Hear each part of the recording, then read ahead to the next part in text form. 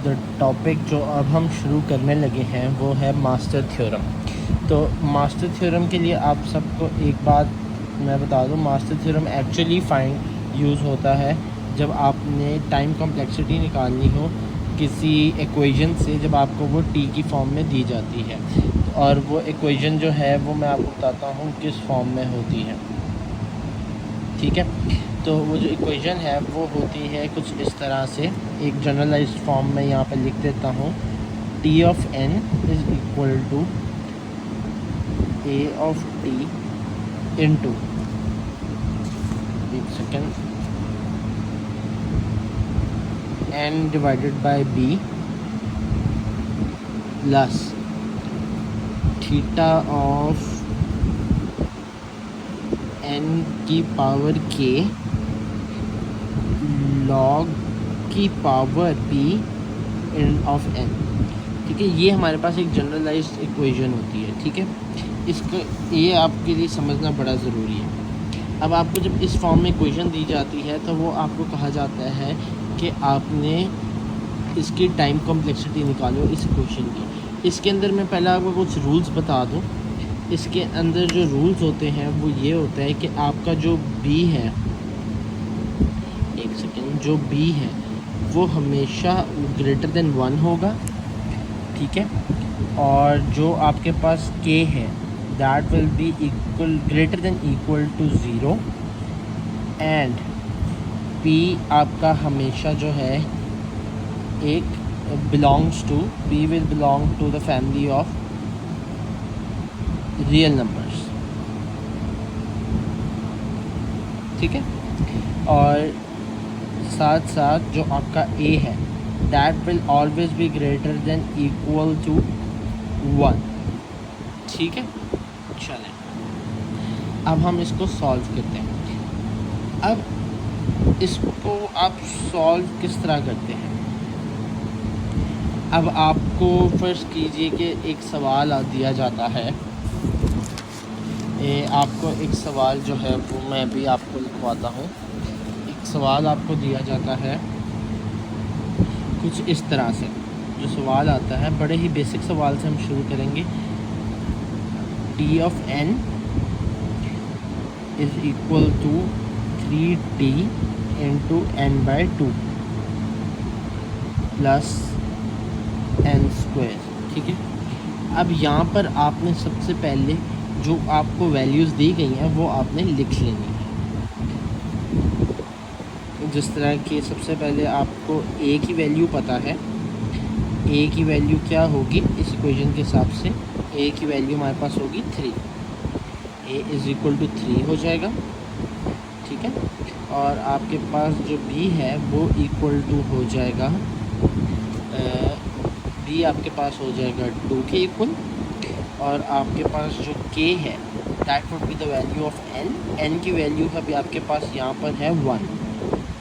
ठीक है, sorry, n की वैल्यू आपके पास है ये n स्क्वायर 1 में, ये देख लिया। यहाँ पर आपने n की वैल्यू यहाँ देखनी है जो प्लस के बाद है। तो n की वैल्यू आपके पास क्या है? k की वैल्यू आपके पास आ जाएगी 2 जो n की पावर है। ठीक हो गया। इसके साथ आपने अब लिख लेनी है p की वैल्यू। p की वैल्यू क्या है? जो लॉग की पावर होती है। अब लॉग तो यहाँ पर कोई है ही नहीं, तो इसका मतलब जो p की वैल्यू है वो हो जाएगी 0। ठीक है, अब मैंने शुरू में एक बात की थी कि आपको इक्वेशन सॉल्व करने के लिए कुछ चीज़ें, केसेस चाहिए होते हैं। तो बेसिकली इसकी ये 3 प्रॉपर्टीज़ हैं। अब ठीक है, ये 3 प्रॉपर्टीज़ हैं जिनके कुछ केसेस बनते हैं। ठीक है, हम इस पर बाद में आते हैं। पहले हम चलते हैं b की पावर k की वैल्यू निकालने। तो अगर अब आप देखें तो यहाँ पर हमने सबसे पहला काम जो हमारा होगा दैट वुड बी कि हम b की पावर k की वैल्यू निकालें। दैट वुड बी, अब b 2 है हमारे पास और k भी 2 है, तो हमारे पास b k की वैल्यू जो है दैट वुड बी 4। ठीक है, 2 की पावर 2 4। अब यहाँ पर आपने चेक करना है कि a जो है, ठीक है, a जो है आपका वो बी के से बड़ा है, छोटा है, ये इक्वल टू है। अब इस केस में आप देखें कि ए आपके पास है 3 और बी के आपके पास है 4, which makes B K greater than A. ठीक है, दैट वुड बी बी की power is greater than B K. तो अब हम चलते हैं अपने केसेस की तरफ। अगर हम अपने केसेस की तरफ आएँ तो यहाँ पर आपको नज़र आ रहा होगा ए जब आपका B K greater than B के होता है, थर्ड केस यानी कि बनता है जब बी के इज़ ग्रेटर देन ए, तब आपने देखना है पी की वैल्यू क्या है। इस पी हमारे पास इस सवाल के अंदर अगर हम देखें तो पी हमारे पास है 0। अब हमने देखना है कि थर्ड का ए केस लगेगा जहाँ पे हमारे पास P is greater than 0, greater than equal to 0, less than 0 तो हो नहीं सकता, तो P is greater than equal to 0। तो इसके हिसाब से हमारे पास इक्वेशन ये बन जाएगी। ठीक है, which makes it theta of N की पावर के लॉग पी लॉग की पावर एन और एन। ठीक है, तो अब moving on to the question, तो हम यहाँ पर लगाएंगे केस 3 का A, which would make it